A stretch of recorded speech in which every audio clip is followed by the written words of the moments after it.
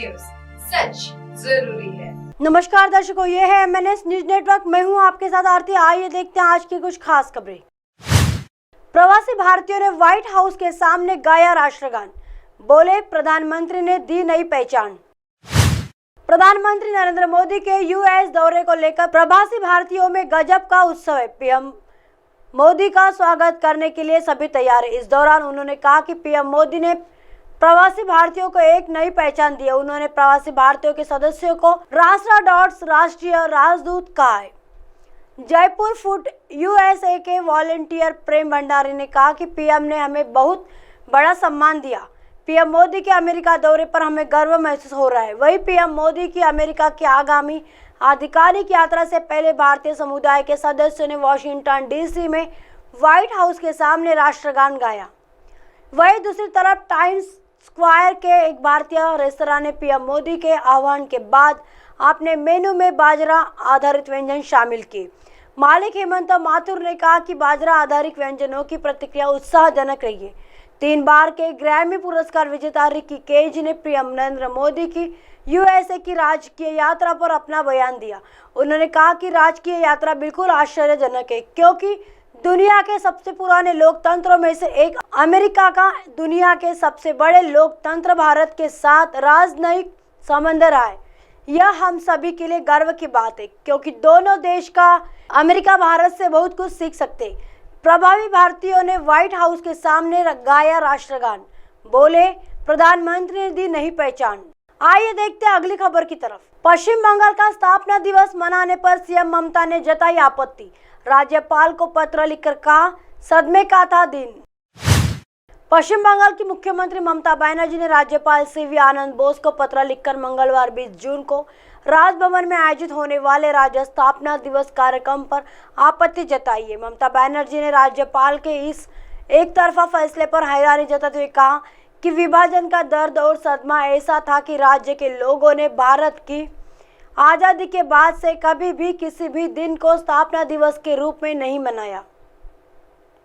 ममता बनर्जी ने राज्यपाल को लिखे पत्र में कहा, मैं यह जानकर हैरान और स्तंभ हूँ कि आपने 20 जून 2023 को कोलकाता स्थित राजभवन में एक कार्यक्रम आयोजित करने का फैसला किया है, जिसे आपने पश्चिम बंगाल के राज्य स्थापना दिवस के रूप में वर्णित किया है। इसके साथ ही उन्होंने कहा कि इससे पहले दिन में टेलीफोन पर हुई बातचीत के दौरान राज्यपाल बोस ने स्वीकार किया था कि किसी दिन को राज्य के स्थापना दिवस के रूप में घोषित करने का एक तरफा और गैर परामर्श वाला निर्णय उचित नहीं है।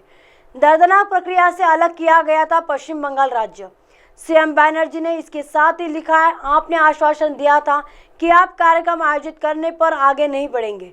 उन्होंने कहा कि पश्चिम बंगाल को 1947 में सबसे दर्दनाक प्रक्रिया के माध्यम से अविभाजित बंगाल राज्य से अलग किया गया था। इस प्रक्रिया में सीमा पार से लाखों लोगों का विस्थापन और असंख्य परिवारों की मौत और विस्थापन शामिल था। आज़ादी के बाद में पश्चिम बंगाल में हम लोगों ने कभी भी पश्चिम बंगाल के स्थापना दिवस के रूप में किसी भी दिन पर खुशी नहीं मनाई है, बल्कि हमने विभाजन को सांप्रदायिक ताकतों के उभार के परिणाम के रूप में देखा है, जिसे उस समय रोका नहीं जा सकता था।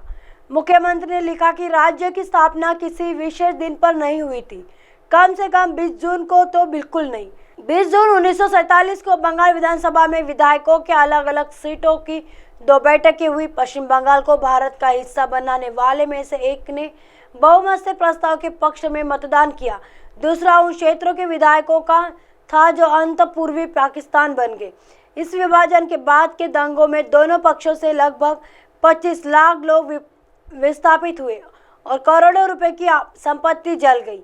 ऐसे अगर राजभवन में कोई कार्यक्रम आयोजित किया जाता है तो यह प्रतिशोध से प्रेरित एक राजनीतिक दल का कार्यक्रम हो सकता है, लेकिन लोगों को या उसकी सरकार का नहीं। आइए देखते हैं अगली खबर की तरफ। ओडिशा रेल हादसे की जांच में नया मोड़। CBI ने सिग्नल जय आमिर खान का घर किया सील, परिवार लापता। ओडिशा के बालासोर ट्रेन हादसे की CBI जांच में नया मोड़ आ गया है। CBI ने बालासोर सिग्नल जय आमिर खान का घर सील कर दिया है। जांच टीम ने कुछ दिन पहले ही हादसे को लेकर सिग्नल जय से पूछताछ की थी, जिसके बाद से ही सिग्नल जय अपने परिवार के साथ लापता है। 2 जून को हुए इस हादसे में अब तक 290 से अधिक लोगों की मौत हो चुकी है, जबकि सैकड़ों लोगों का अभी भी इलाज चल रहा है। सीबीआई की ओर से ट्रेन हादसे की जांच की शुरुआत 6 जून को गई।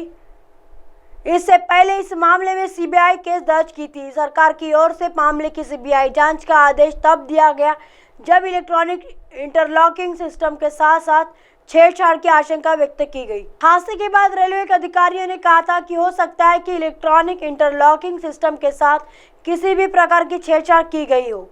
मालगाड़ी से टकरा गई थी कोरोमंडल एक्सप्रेस। यह हादसा उस वक्त हुआ जब तेज रफ्तार से जा रही कोरोमंडल एक्सप्रेस बालासोर में डिरेल होकर लूप लाइन पर खड़ी मालगाड़ी से टकरा गई थी। वहीं उसके कुछ डिब्बे बगल की पटरी से गुजर रही दूसरी पैसेंजर ट्रेन से भी टकरा गए थे। हादसा इतना भीषण था कि डिब्बों के परखच्चे उड़ गए। हादसे का अंदाजा किसी से नहीं लगा सके कि कोरोमंडल ट्रेन का इंजन मालगाड़ी के वैगन पर चढ़ गया था। 292 यात्रियों की मौत। हादसे में अब तक 292 यात्रियों की मौत हो चुकी है। जिस वक्त हादसा हुआ था उस सब में करीब 1200 लोग घायल हुए थे। इसमें 100 से अधिक बुरी तरह से चोटिल हुए थे। घटना के बाद रेल मंत्री के अलावा खुद प्रधानमंत्री मोदी भी घटनास्थल का दौरा करने के लिए बालासोर गए थे। रेल मंत्री 3 दिन तक घटनास्थल पर मौजूद रहे और 51 घंटे के भीतर रेलवे लाइन को फिर से शुरू कर दिया गया था।